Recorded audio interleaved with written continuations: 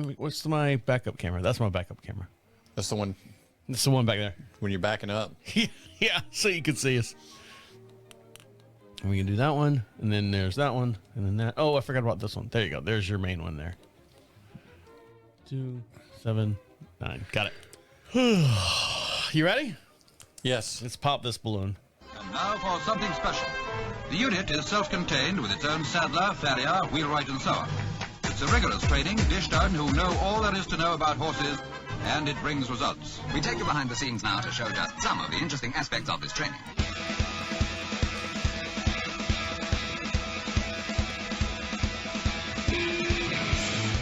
Welcome back to Equine Dynamics with Mike Stine, the award-winning #1 podcast to create sounder horses from the ground up. Mike Stine is a registered journeyman farrier with an APF 1 accreditation. On this week's show, Talking Terminology, we're going to talk about the sacrum, and also we're going to continue our talking about the anatomy of the equine back. And if you're not over on YouTube, jump on over there right now, because Mike has a cast of a Mustang's hoof that we're going to show on video here and talk about it in real time. The Mustang horse, not the car. Not the car, right. And you can see that in real time over there as we're talking about it over on YouTube, so join us over there. And over on my far right side, my very own YouTube performer is Mike Stine. How are you? I am doing good, Travis. How are you doing? I'm doing well. You all right over there? Yeah, I'm choking on myself. You getting caught up from this past weekend? It was a lot this weekend, wasn't it? We had a great time. We were invited, Mike and I were invited out to the Felicitas von Neumann training clinic out there. Now, Right. if you don't know who she is a international trainer, competitor, coach, and clinician. And her style of lightness and self-carriage in her training reflects her winning many Grand Prix national championships and her riding style. So she was out there. I believe she's from Germany. She's been in the United States about 40 years now. And she's been in the United States, and she's teaching, and it's amazing, Mike. And I was telling you right before we started the show, I was watching one of the classes while we were out there, and the guys were in the back, chit-chatting and stuff and catching up and everything. And I was watching my wife ride, and just the way that Felicitas was saying, okay, now, move your arm to the left, move your arm to the right, put your arm up to the left, and, sitting there. I don't know what the terminology they were saying, but just the fact that here you are, you're sitting on this horse. You got to remember that your horse has to stretch out this way, move this way, and all this stuff. And now you've got all this other information that's stuck in your head, right, that you've got to sit there and work on your self body control and the horse body control. I would go crazy with all this extra stuff and all this stuff in my mind trying to fire off all at the same time. Yeah, I'm sure you would. Mike's just literally... I just don't even know what to say to Mike that. doesn't even know where to go with that. But anyways, it's just amazing how it gives me more and more respect when I see clinicians and watching them teach everything. I get more and more respect for the actual duty that is riding a horse, whatever discipline style it is, whether it's dressage, whether it's hunter jumper, eventing, or just riding, trail riding, just to keep your horse on track. And it's always amazing of all the stuff that, you just don't jump on the horse and go. But like you were saying during the break, Mike, you were like going, well, the true professionals, the ones that have reached that higher level like Felicitas has. A lot of it's muscle memory. It's muscle memory, and it comes naturally and stuff. But you have to start somewhere. You have to be taught that somewhere. And we met a lot of people that enjoyed the show. Yes. A lot of fans of the show were out there, and they all came up to me. I met Cheryl. Cheryl's a very nice young lady. Came up to me and says, I just love the way you and Mike talk to each other and you banter back and forth. I said, well, that's the nature of the show. We just kind of get along, Mike and I. If we didn't get along, the show would not be possible. Rocks at each other, stuff like that. We throw rocks at each other under the table here. For those of you who are on the YouTube channel, you can see me and Mike. We're literally sitting across the desk from each other, but we have a split screen here just so you can see our both smiling faces. So, Mike, what have you been up to this past week? Well, I saw you at the Felicitas. Yep. Worked on horses, and they ran the Breeders' Cup. No, I didn't work on horses. No, I worked on horses. Oh, you worked on horses. Okay. Yeah, I worked on horses, and they ran the Breeders' Cup on Saturday, so I saw a preview of that. I was actually at the 2022 and Flightline when that shoeing rig went on the backside.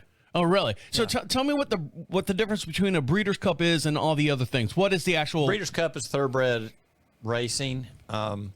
It's a little different. Like your Kentucky Derby race, they run all 3-year-olds. And the Breeders' Cup races, they have the top horses of that heat within a racing range. Doesn't matter. It doesn't matter what year or how old they are. No. The that's like Cigar won the Breeders' Cup Classic, I think twice, and I might be mistaken on that. Wouldn't be the first time I've been mistaken. But you know, so he could run more than one time. In the Derby, you can run the 3-year-old year. That's it. Okay. But it's always good. Some people, the people that are into horse racing, some of them think that the Breeders' Cup is actually a bigger deal, but you know, it is, and it is a big deal. There's no doubt about it. Each to his own, right? Yeah. All right. Well, good. Anything else going on? Just weather's cooling down. Horses are feeling a little frisky, and just getting down the road with it. I noticed that the grass, of course, is not coming in as quickly as possible, so we've had to, do some little hay feeding now and then. You just got to watch those as well. Getting to be that time, yeah. All right, well, we got lots to talk about, lots to get into. A big show, so stick around. You're listening to Equine Dynamics with Mike Stine. He'll be right back. If you're getting a real serious bind for hay, I've got some hay over in the back of my hay shed that's probably 7 or 8 years old. I'm sure that would be great and marvelous for a horse to eat. Maybe a cow to eat, but not a horse, right? I wouldn't feed it to a cow. I do need to get it out of there and clean that back into the hay shed. All right. Well, like I said, stick around. We'll be right back. Oh, you ready? Yes. Okay. Yes, I am. Okay. Get you more squared in the picture there. Okay. Here we go. Talking terminology. Welcome back to Equine Dynamics with Mike Stine. Don't forget, you can be part of the podcast. You can join the podcast. And the way you do that is go to equinedynamics.com. At the very top of the page says join the podcast. Little tab there. Click on that. It'll open up a menu. You can be anonymous if you want. It'll say be heard. If you got a microphone on your device, your tablet, your smartphone, wherever you're listening to us on or at, you can speak right into it. Put email address in there. It's not an email grab or anything like that. It's just our way to making sure you're not a robot. So speak right into it. Ask Mike Stine a question. Your voice, your physical voice can be heard alongside of us here in the studio. It comes right to our inbox and we'll play it. We broadcast every Monday morning at 9 a.m. Eastern Standard Time, just outside of Charlotte, North Carolina, in a little town we like to call Marshville. So you can be part of the show. You can join the podcast by going to equinedynamics.com. And over to my far hand side, already joining us this week is Mike Stine. How are you? I'm doing well. How are you, Travis? Doing all right. Did you get enough to eat there at the old soiree that we went to this weekend? I did, and it was good for sure. The food was good. Fellowship was had by all, is what I like to say. All right, so this is Talking Terminology. This segment right here is basically if you've heard something in your barn, if you're at a clinique or something like that. Clinique. That's that what you use, a clinique? When I have a little booger on my nose, I use a clinique. Mm-hmm. No, if you're at a clinic or something like that. And makeup. It is a makeup. Yeah, I got to wear a little bit of makeup. But if you're at a clinic or something like that and someone says a word that you're not familiar with or something like that, we'll define it here on the show. And this week we're going to talk about sacrum. Now, when we talk about sacrum, Mike, and we've been talking about for the last season, in season 14, we've been talking about like the anatomy of the back and how everything basically is supposed to form and fit to each other. So when we talk about sacrum, what are we talking about in that relationship to the anatomy? Well, from the back of your spine to the dock of the tail, from your SI joint back, there's usually about, I think, 5 vertebrae that are become fused together as the horse matures. I think there's probably 1 or 2 that might have an extra vertebrae in there, but usually about 5 vertebrae. And when they're young, they're not fused together, but as they mature out, those vertebrae actually fuse together. And that's what we're talking about, the sacrum. Okay, so on my handy-dandy cheat sheet here, it says the rearmost part of the back underneath the muscle of the rump. Right. When viewed from above, the sacrum is behind the loin or the lumbar area. Mm-hmm. It is the triangle bone made up of 5 fused vertebrae. Now, when you say fused vertebrae, I'm thinking that's something that like I need. I've got a couple vertebrae in my back that are bad, and the doctor wants to fuse those together so I don't move. Is a fused vertebrae a good thing to have in a horse? This is a normal thing with a horse. Okay, and that it's just part of being a horse. Now, and I don't know exactly at what point in the history with horses it started. But just an evolution of horses? Evolution of horses, yeah. So is it something to where if we do x-rays all the time on horses' feet. Right. And is there something where we need to do an x-ray, a full body x-ray to make sure that all 5 vertebrae, the sacrum, is fused together, or is there a chance that, you know, 2 are fused and the other 3 are, you know, like a pair of 2 and a pair of 3? Or would it be a pair of 3? A pair of 3. Yeah. It depends on if somebody had a pair of 2 and you had a pair of 3. I'd have a full house. That's right. But, you know, where 2 of them have fused and then the other 3, for whatever reason, didn't fuse to the other 2 and they're separate together in themselves. I mean, Right. could that happen? It is very possible. I can't give you a good answer on that, but it has to do with maturity and age of the horse. I want answers, Mike. I want answers. Well, if you want me to make something up for you, I will. I'm sure someone out there knows the answer, and you can join the podcast. Go over to Equine Dynamics and do that. You know, some of them, the sacrum is a little straighter out. Some of them, it is tucked under a little more. And so, if I'm feeling a horse, can I feel the sacrum? Can I feel? Sure. Can I? And I can physically put my hands on it and go, okay, oh, this is a good one. You got a good one here, Shirley. You know. Right. Right. And you know, you want it well muscled around it, so it's not kind of sticking up or anything. And you know, the angulation is sacrum. Some horses, you know, carry, like if a horse is tilted down, they'll have a horse have a lower tail carriage or a higher tail carriage, like your Arabians for sure. And so on some levels, it can make a difference. Now the horse performs, everything can. Okay. All right. Well, when we come back, Mike's got a whole bunch of diagrams, and he's got some things we're going to show here on the camera. A lot of visual stuff on this week's show. So make sure you jump on over to YouTube, search Equine Dynamics Mike Stine. Make sure you give him a subscribe over there. And then anytime we post a new video or any kind of little short length clip over there, you'll get a notification, and you can watch it at your leisure. And you can see the whole entire podcast over its entirety over on YouTube as well. So stick around. We're going to take a quick little break and come back with some visuals. So you're listening to Equine Dynamics with Mike Stine. He'll be right back. You got everything set over there? Yeah. Is the camera okay on that? Let me see. Hold on. What are you talking about? What side do you want? You want that side? Is that the side you want? That's the side I want. Okay. So you're going to talk about the sacrum first, right? And then next segment, you're going to bring in your horse's hoof, right? Two separate things? Yeah. Okay. And I think we were talking about the croup. Okay. Are you going to bring that into it? Is that what she's got on there? Continuing the anatomy of the back, the area of the sacrum of the tail continues the height and the tail set height. Connection to the carriage. The flat surface of the sacrum forms a lumbustical crowel joint and final lumbar vertebrae. Then the rear sacrum connects to the no folk or croup. You can throw it in there, but it doesn't have it on here. Okay. Well, we're going to talk about that, the pelvis length and all that. Okay. Wherever you want to go, Mike. I'm just on the. I'm your Uber driver. Right. You just tell me where you want to go. Ready? Yes. Here we go. And that's going to be camera 9. All right.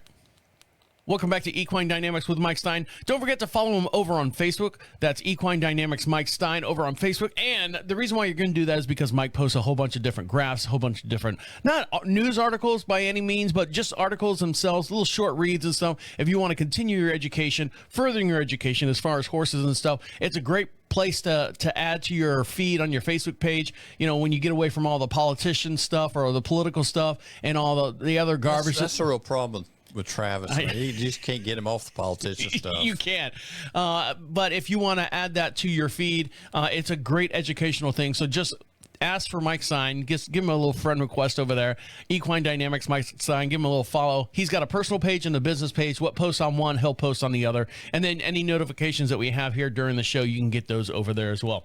And over to my far hand side, my very own Facebook friend is Mike Stine. How are you? I'm doing okay. How are you? I'm doing all right. So now we were talking about the sacrum, and you've got some visuals here out of your book over there. What's the title of that book that you got going on? This is a good little book. What's it called? Horse Conformation Handbook. Okay, there you go. The Horse Conformation Handbook. And which is one in the collection. And it's got lots of pictures, which is good. I like pictures, Mike. We like pictures. I like pictures. So we're going to, let me move the screen over just a little bit so everyone can see it. And so what are we looking at here? Are we looking at the sacrum? Well, the sacrum would be up top, and that kind of has to do with what kind of tail carriage. Here's your pointer pen. This is your... That is my official pointer pen. Yep, there you go. The sacrum would be, from... You've got your... Sacrum would be in this area. I'm going to say for the people out there that aren't familiar with the term, or the visual top of of the it. rump. It's the bone right above the hip. It's the hump. Yeah. It's the hump right above where the saddle sits. It's between the no. Yeah. No. I don't know. The saddle, where the saddle sits. Yeah, the back of the saddle basically sits in the thing there, in the thing with the thing with the thing. I'm pointing at the screen. Yeah, that's it. I'm pointing at the screen. But it's between your SI joint and your tail. Okay. And so that would be the sacrum. And if they, some horses, it will be a little flatter than others. And of course, you have your goose rump horses, which are not really well developed in the back end. And then you start looking at your length of hip. And that to me is a pretty big deal, because if you don't have enough length of hip, you're not going to get the power out of the horse. Horse that works slow is not as big a deal, but your horse is like a racehorse. If the length of hip should be about a third of the horse, 30% or better, and on a lot of racehorses you will look at about, as far as that length of hip and the hindquarters or the croup or whatever you want to call it, being at least a third of the horse's body length. So I'm looking at the back of this horse on your diagram here, and I'm going to move my little cursor over there so everyone can see it while we're talking about it here. This line right here, is that a degree angle that you want to have? Like, this looks like it's a 30 to 25 degree angle from the back bump of the horse down to the tail. Yeah, that is one of the alignment points. You're kind of, the way I look at it is from your hip bone to your hip bone you got your points of the hip bone on either side where your hip sticks out, and then back under the tail, you've got the back end of the pelvis, and you want to kind of between point to point to line up, where your pelvis is aligned. But when people look at that, do they want to have like that's about a 25 degree? Is that a good angle to have, or do they? Well, that would probably be a pretty decent angle on that horse, and there are horses that have a really high set tail that doesn't necessarily mean that angle's not in a good place. It's just the way that everything above is lined up. If it is, if that area is too small, your muscle length's shorter. And as far as being able to carry the muscle mass, it's not there.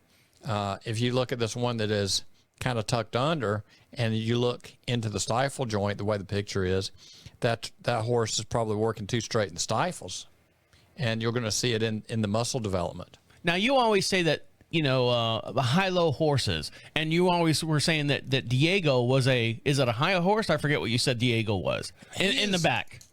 He is actually he's definitely uphill. Okay, so he's an uphill horse, which is not necessarily bad. I mean, he's still, the way Amy was riding this weekend with Felicitas she got, great accolades from everyone. Right. Yeah, that's what I said. Yeah, we've had a few challenges on what to do with his back end a little bit, but I think between Brett's work and what I'm doing and everybody else involved in the picture, we've got him coming along pretty good. But I mean, as far as it being a uphill horse, are we talking about the sacrum as far as it showing the uphillness? Or am I totally way off base on that? It's between. Am I throwing too much at you, Mike? I'm sorry. You're getting me more confused than I normally am. But if you draw a line from the right here, see where I'm pointing? Top of the bump to the withers. Okay.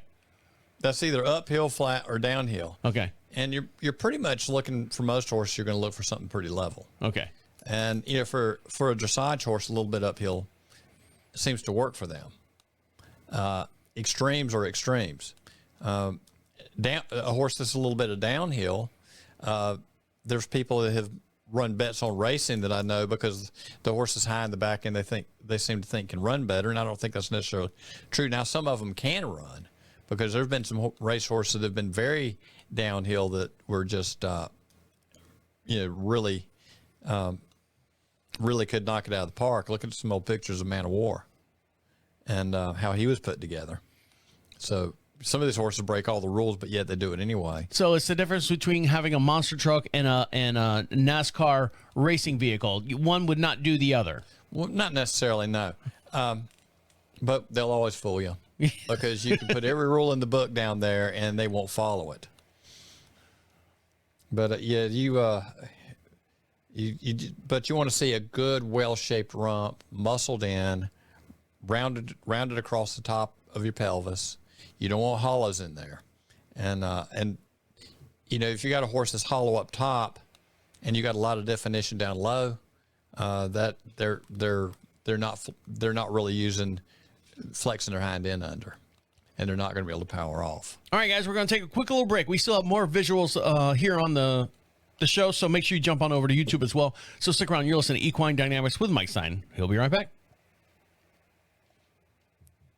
I didn't beat you up. I didn't mean to beat you up, Mike. That's okay. It works. It'll work anyway. I was trying to get to is there an angle or something, I guess? I don't know. I wasn't grasping it, and I don't know if I don't know if I could ever have any number to put to the angle, but I'm sure somebody does. Yeah, I wasn't looking for. If it looks good, to me, it looks good. If it doesn't, it doesn't. If it works, it works. If it works, it works. Yeah. All right. You gonna do your foot there? Yes. Okay. Welcome back to Equine Dynamics with Mike Stine. If you want to ask Mike Stine a question and you don't want to go on the air, that's okay. I understand. A lot of people don't like to hear their voice on the air. And I don't like to hear myself. I know. I'm too shy. You can physically write Mike an email. Type right. I always get what the kids are saying today. Type Mike or write Mike. Send my Mike an email. Let's do it that way. Send Mike an email. The way you do that is go to equinedynamics.com. At the top of the page it says contacts. Fill out that little form where we've started our process as far as getting our new Thanksgiving free swag out there. So that'll be in here soon. And the way you can get yours on board right now, sign up for it, is go to equinedynamics.com. At the top of the page says clinics, and ask Mike Stine a question. Make sure you put your physical return address, and we'll send you out some stuff as soon as it comes in. We've ordered it. It takes about maybe 5 days for it to come in, but it'll be here soon, just in time for Thanksgiving for the holidays. And over to my far hand side, my very own turkey is Mike Stine. How are you? I am doing okay, Travis. How are you? Doing all right. I didn't mean to beat you up on that last one. I was just looking for this morning the simpleton answer, and I don't know if I was asking it right or you were understanding where I was going with it. I was having a hard time understanding you, and then having a hard time understanding me. I know, and it's weird because we both speak English, and it's not hard. Really. Some of us. Yeah, but you're from Florida. I am from Florida, and sometimes our accent comes through. Right. So speaking of accents, we're going to talk about this Mustang. Yes, we got the tire track prints. Right. No, this Mustang hoof model. Hoof model. Yes, hoof model prints. Now, you've this is a casting of a horse that you worked on, or is this something that was given to you by a friend? Or No. I had a chance to make the casting, and it was done with dental impression material, and it was probably a little warmer than it needed to be because we ended up with some weird lumps and bumps in there. But the horse's foot was an untrimmed foot, and it was sad to say this is not directly off the horse. There was a casting. I made a mold of the casting, so it's been cast second time around on the casting. Okay. So it is not perfect. Okay. And this is not like a silicone casting. It was both times was done with dental impression material. But I figured if I had a chance to make my best rendition of a copy of it, I would do it. Okay, and you did it. And we did, yes. And this is the result. And this is the result. All right, so let me switch over to camera 9 here. So there we go. All right, so there's a foot. There's a foot. It's white. Looks like plaster of Paris type deal, right, like we used to make in high school. Right, and it got some little oddity places in it that were not quite there. There was a big bulge right here in the casting that ended up taking off. I've not done that but a couple of times with impression material, and apparently my technique was not as good as it was. But you can actually see where the hair was that actually molded in. But this was a foot of a horse that was out of that Nevada country, and you see a lot of stuff about Mustang feet, and this is the kind of foot they're talking about. It's dipped out in the quarters, heels are short and back, a little bit of a roll toe around the edge. That looks like a fairly decent, good-looking hoof. Right, but without any trimming or anything. This is a natural hoof. This is off of the miles on rough ground. Off of the prairie. Off the prairie, exactly. And so this is out of that part of the country. This is the kind of foot that shows up. Now, when we're talking about Mustang feet, if you look at the Canadian wetlands and like down in New Zealand, the ones that are on the rainforest side, you see a lot of splayed out feet because the ground's soft. And of course, down in New Zealand on the rainforest side, apparently they have problems with laminitis in the horses because they are in some very lush grass. But the splayed out feet helps them in the environment that they're in, correct? Right. Well, if you go out on the Outer Banks and look at those feet. Are you talking about here in North Carolina? Here in North Carolina. Okay. And the ponies out there, and I've had a chance to see them in person, but their feet are kind of splayed out and they break off in chunks.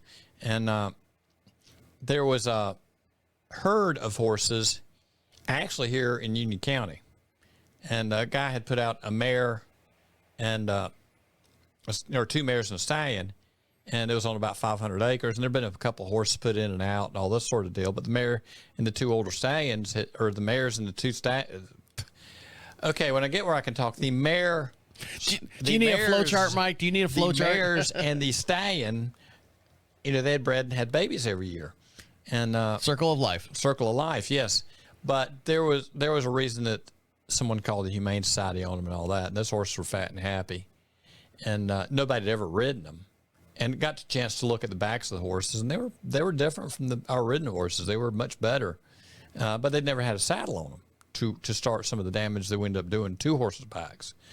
And those feet were different because they kind of walked.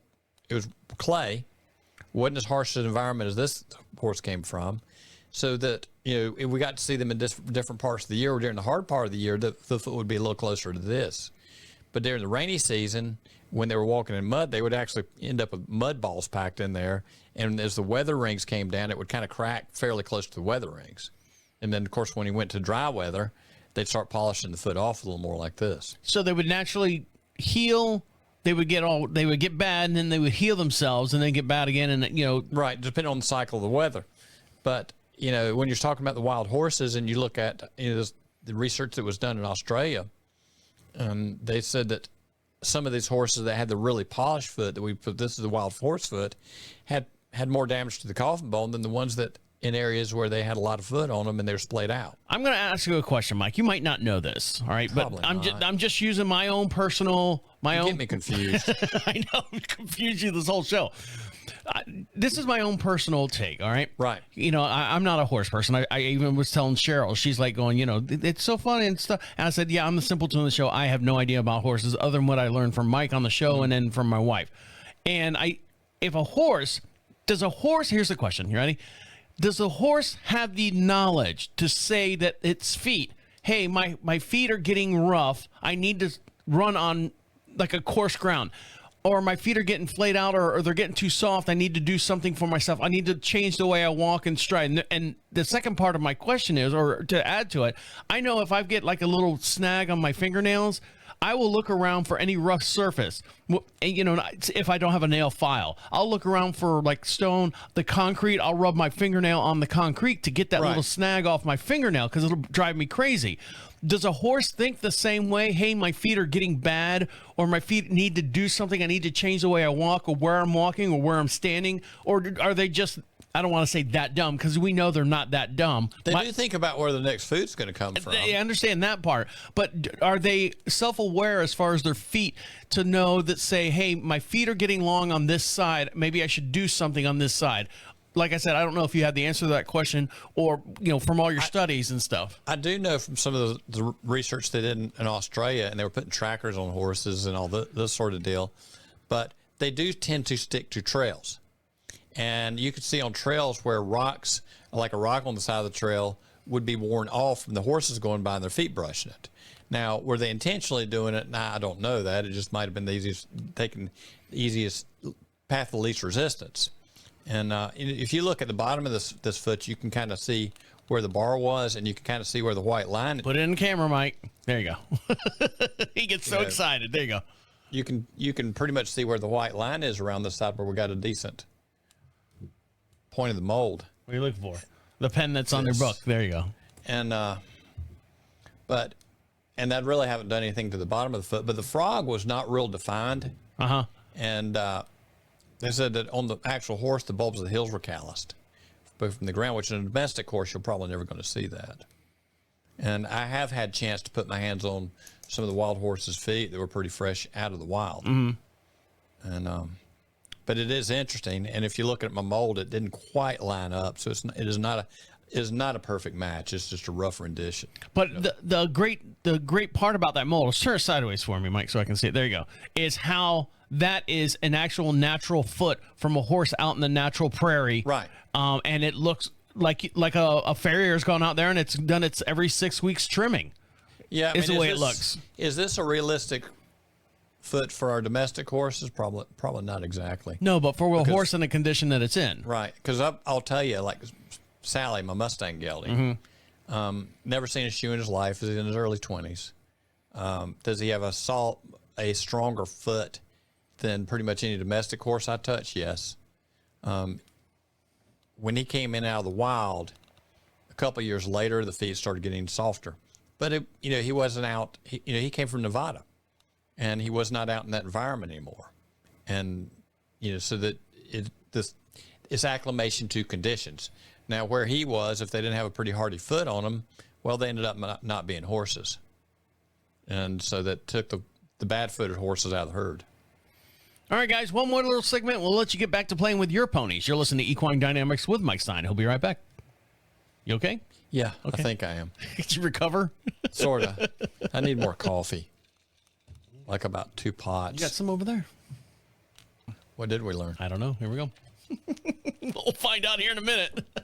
You ready? Right. All right. Welcome back to Equine Dynamics with Mike Stine. Don't forget, we'd love to hear from you. You can be part of the show. Go over to equinedynamics.com. At the very top of the page says, join the podcast. You can speak right into your microphone and record it. You can actually just listen back to it. Make sure you don't sound, you got everything that you want in there.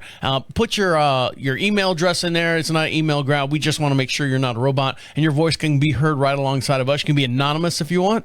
Just speak right into it and it comes right to our inbox and we'll play it on the very next podcast. We broadcast every Monday morning at 9 a.m. Eastern Standard Time, just outside of Charlotte, North Carolina, in a beautiful little town we like to call Marshall. So get your voice in now and be heard. And over to my far right side, my very own vocalist is Mike Stine. How are you? I'm doing good, Travis. How are you doing? I'm doing all right. I know you're like a big punching bag today. I'm sorry. I feel bad for you. I'm a little off in zombie land today. Sorry. We had such a good time over at Felicitas von Neumann's place, or her class that she had. We had a great time with. We were over at Johnny's farm. I think we spent just a little bit too much time together this weekend. I think it's scary. Yeah, it is scary, and so now we're doing I'm punching on you a little bit too much today, and I apologize, Mike. I'm sorry. You're just saying that because you're on air. Yeah, you don't mean it. I want everyone to think I'm a nice guy, the nice person that was at that dinner the other night. Yeah. You put on a good act when you're in front of people. I am. I do. No, I'm kidding. What you see is what you get right here on the show. Yep. All right, Mike, what did we learn today? What did we learn today? Talking terminology. We're talking about sacrum. And what do we mean by sacrum? The usually 5 bones in the lower back between the SI joint and the tail. And they're all connected. And they're all connected, fused together in one piece. If they're 5 bones connected, is it really 5 bones, or is it just one bone that's got a bunch of knobs on it? It started off as 5 bones. Okay. Then it became 1 bone through calcifications. As the horse matured out. I almost said the child gets older. As the horse gets older. It is a child. It is a child to some of us. So as the horse gets older, the sacrum will actually form into one. I guess as children do that too. I guess our heads. Our heads as a baby, right. It's all those. You see Have all you those. Still got a soft spot in the top of yours? I do, and I touch it now and then. I go. But when our heads are a baby, all the plates are all separated, and it's then like the different plates of the continent, and they're shifting. Yes, I've got a lot of shifting plates in my head. And so on my handy dandy cheat sheet here, the sacrum is the rearmost part of the back underneath the muscle of the rump. When viewed from above, the sacrum is behind the loin or the lumbar area and is a triangle bone made up of 5 fused vertebrae. So there you go on that one. Also, continuing the anatomy of the horse, you want to bring out your book there? I know you just put it away. Shut it up. I know, you just put it away. So let me get your other thing ready there. I know, on the fly.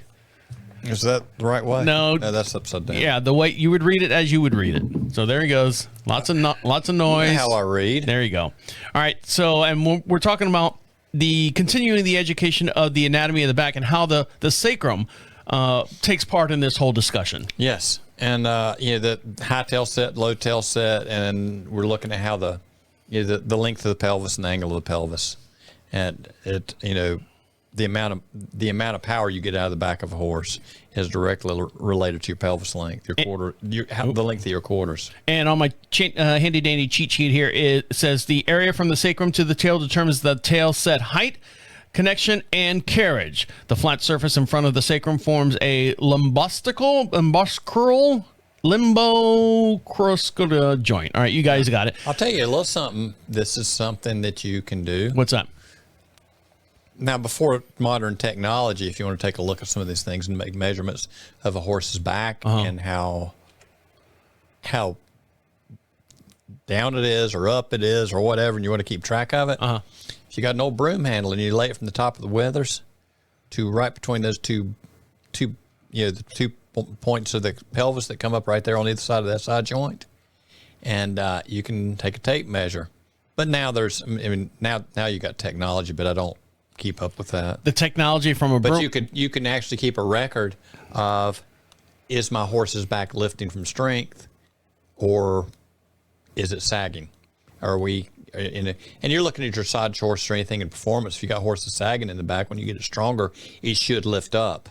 If you're not getting it lifted up, you're really not getting them off his front end. And if you don't have that broomstick laying around, Mike and I have here, just for this time only, it's a long dowel rod that's got a horse stamped on the side of it. Right. And it goes for... It's custom for this. It's custom strictly for this, and it goes for $39.99. And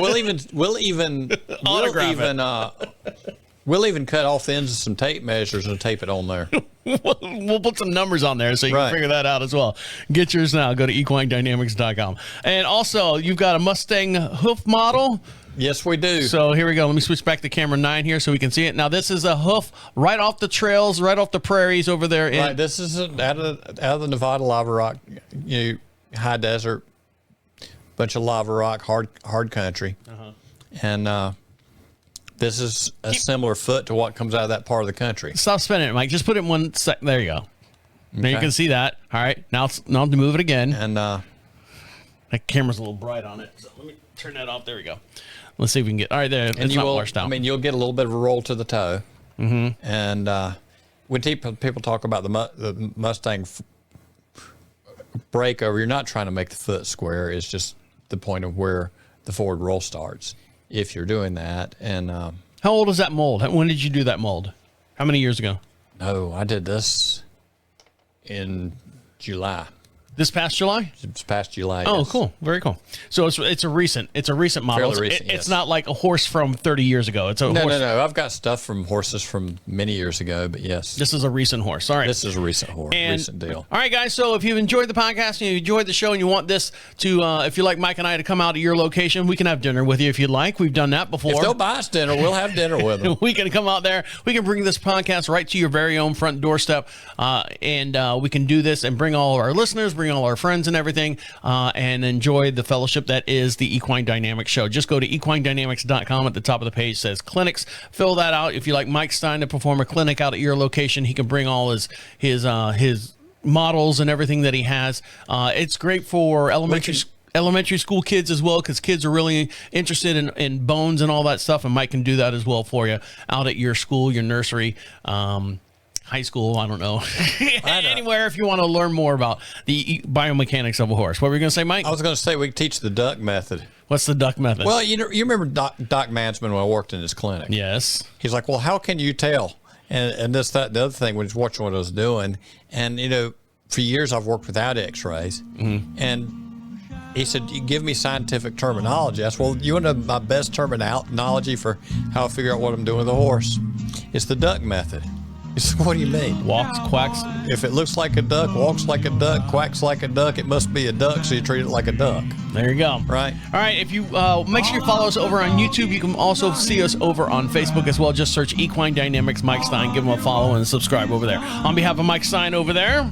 Have a good day. Enjoy your ponies, and I'll try to get a little less confused. I'm getting away from Travis. My name is Travis, and see you next week. Someone